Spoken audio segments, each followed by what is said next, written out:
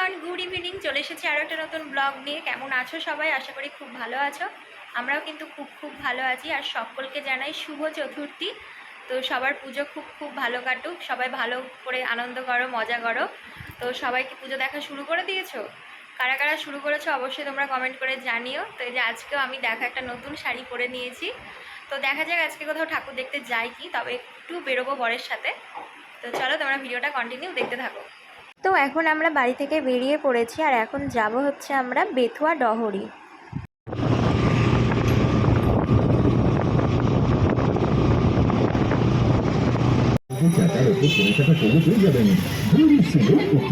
এরপরে আমরা চলে এসেছিলাম জিট স্টুডিওতে, তো বরের জন্য একটু শপিং করতে। তোমরা তো দেখেছিলে যে বরের এখনও পর্যন্ত শপিং হয়নি, যেটা আমার বাবার বাড়ি থেকে দিয়েছিল সেগুলো ছাড়া। তো সেই কারণে বরের জন্য এখানে শপিং করে নিলাম, আর এখান থেকে কী কী নিয়েছে সেগুলো তোমাদের বাড়ি গিয়ে দেখাবো। বরের শপিং সেরে এখন চলে এসেছিলাম আমরা ব্লাউজ মিউজিয়ামে। তো আমি এখান থেকে নিব ব্লাউজ, কিন্তু ভিড়ে আর ব্লাউজ নিতে পারিনি। দেখতেই পাচ্ছ কি হারে ভিড়, আর দোকানটাতে তো একটা মানুষের উপর আর একটা মানুষ, তো সেই কারণে আমি আর ব্লাউজ নিতে পারিনি, এতটা ভিড় ছিল। তো এরপর আমরা চলে এসেছিলাম মিষ্টির দোকানে কিছু মিষ্টি নিতে, যেহেতু ননদের বাড়ি যাব। বেথুয়াতে এসেছি আর ননদের বাড়ি যাব না, এটা কখনো হয়? তো এখানে দেখো অনেকগুলো মিষ্টি ছিল, আর কোন মিষ্টিটা নিয়েছি তোমরা কমেন্ট করে জানাও তো। এরপরে দেখো দিদিদের বাড়ির রাস্তায় ঢুকে গিয়েছে, আর এদিকে কিন্তু পুরো লাইটিং দিয়ে দিয়েছে রাস্তাতে। আর এই দুর্গা পুজো, কালী পুজো, এই টাইমগুলোতে রাস্তাতে এত লাইটিং থাকে, বেশ ভালোই লাগে। তো ফাইনালি এখন আমি চলে এসেছিলাম দিদি বাড়ি, কিন্তু দিদি বাড়ি এসে দেখলাম যে তিতলি নেই। তিতলি গিয়েছিল পড়তে, ওই জন্য একটু মনটা খারাপ করছিল। আর দিদি দেখো এসে আমাকে দিয়ে দিয়েছিল দিদির স্পেশাল হাতের বানানো ঘুগনি। বেশ কিছুক্ষণ গল্প করতে করতে ভাগ্নি কিন্তু চলে এসেছিলো, আর এটা ছিল দিদিদের বাড়ির সামনে পুজোর প্যান্ডেল। তো এই বছর হয়েছিল রাম মন্দির, তো এখনও কাজ কমপ্লিট হয়নি। তো এই যে দেখো তিতলি চলে এসেছিলো প্রাইভেট থেকে, ওই জন্য ভীষণই ভালো লাগছিলো, ওর সাথে দেখা হয়ে গেল। তো চলো এখন মাকে দর্শন করি।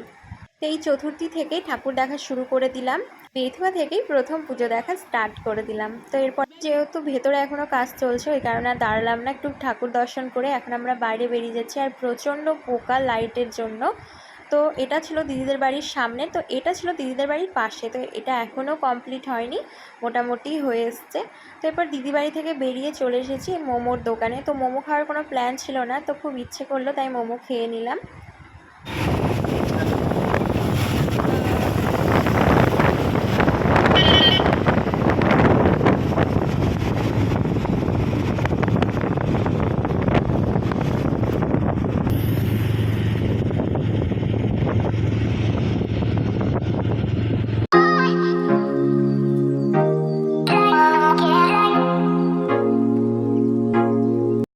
সবেমাত্র বাড়ি এলাম, আর বড় কী কী কিনেছে সেগুলো তোমাদের সাথে এখন শেয়ার করব।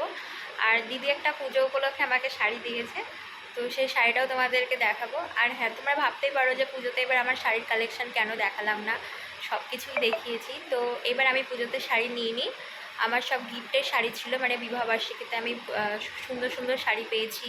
তারপরে এমনি আমার বিয়ের সব শাড়ি ছিল অনেক নতুন, তো সেই কারণে আমি আর শাড়ি টাড়ি নিইনি। খুব একটা শাড়ি সেভাবে পরা হয়ও না, শাড়ি পরতে ভালোবাসি, কিন্তু ভালো ভালো শাড়ি সবসময় তো আর পরা হয় না, বেশিরভাগ ওই কুর্তি চুড়িদার এগুলোই আমার বেশি পরা হয়। তো সেই কারণে আমি শাড়িটা এবছর আর নিইনি। আর হলো তোমাদেরকে তো সেই দেখিয়েছিলাম, আমি একটা সোনার জিনিস নিয়েছিলাম বরের কাছ থেকে, তো সেই কারণেই মানে গোল্ডের জিনিস নিয়েছিলাম বলে আমি আর শাড়ি টাড়ি কিছু নিইনি। তো সেই কারণে তোমাদেরকে আর দেখাইনি। আর এই গিফটের সব শাড়িগুলো আমার বাবার বাড়িতে আছে, তো কালকে আমি বাবার বাড়ি যাচ্ছি। তো যদি সময় হয় অবশ্যই তোমাদেরকে দেখাবো, আর যদি না হয় যখন মানে রোজ দিনটা একটা একটা করে পরবো তখন তোমাদের সাথে অবশ্যই শেয়ার করে দেবো। তো চলো দিদি কি শাড়ি দিয়েছে তোমাদেরকে এখন দেখায়। তো পুজো উপলক্ষে দিদি কিন্তু এই শাড়িটা আমাকে দিয়েছে। তো শাড়িটা কেমন লাগছে তোমরা অবশ্যই কমেন্ট করে জানিও। তো প্রথমেই বলি, দিদি দিয়েছিল আমাকে এর আগে ক্যাথাস্টিক শাড়ি দিয়েছিল, তো সেই শাড়ির কালারটা আমার পছন্দ হয়েছিল না, তো সেই কারণে দিদি আবার শাড়িটা নিয়ে গিয়ে চেঞ্জ করেছিল, কিন্তু এই ক্যাথাস্টিকের অন্য কালার আর পাইনি, তো সেই কারণে দিদি এই শাড়িটা নিয়েছিল।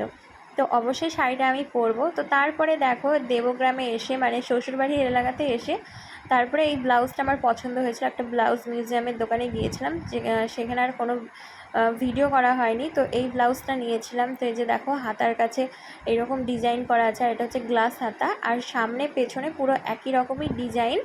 তো কেমন লাগছে ব্লাউজটা অবশ্যই তোমরা কিন্তু কমেন্ট করে জানিও। তো এরপরে এখন দেখাবো বরমশাইয়েরটা। তো বরমশাই নিয়েছিল 60। তো একটা হচ্ছে ফুল হাতা আর একটা হলো হাফ হাতা। তো এই উপরে যেটা আমি তোমাদেরকে দেখাচ্ছিলাম তো সেটা হচ্ছে হাফ হাতা, ওই যে প্রথমে যেটা দেখালাম, আর এই যে এখন যেটা দেখাচ্ছি এটা হচ্ছে ফুল হাতা। তো এই দুটো শার্ট নিয়েছে, আর এবছর ওর সব বেশিরভাগটাই সাদা কালো দিয়ে হয়েছে। আর প্যান্ট আর দেখালাম না, প্যান্টের আর কি দেখাবো বলো। কেমন লাগলো শাড়িটা অবশ্যই কিন্তু কমেন্ট করে জানিও, আর সাথে ব্লাউজটাও কেমন লাগলো সেটাও। তো আজকের মতো ব্লগটা এই পর্যন্ত। যদি আজকের ব্লগটা তোমাদের ভালো লেগে থাকে তাহলে কী করতে হবে সেটা তো তোমরা সবাই জানো। তো এখনও পর্যন্ত যারা আমার চ্যানেলটা সাবস্ক্রাইব করোনি, ঝটপট সাবস্ক্রাইব করো আর আমার পরিবারের একটা নতুন সদস্য হয়ে যাও। তো পুজোতে সবাই খুব খুব মজা করো। তো আজকের মতো এই পর্যন্ত। খুব তাড়াতাড়ি নতুন একটা ব্লগে দেখা হচ্ছে পুজোর ব্লগ নিয়ে। তো টাটা, সবাই ভালো থেকো, সুস্থ থেকো।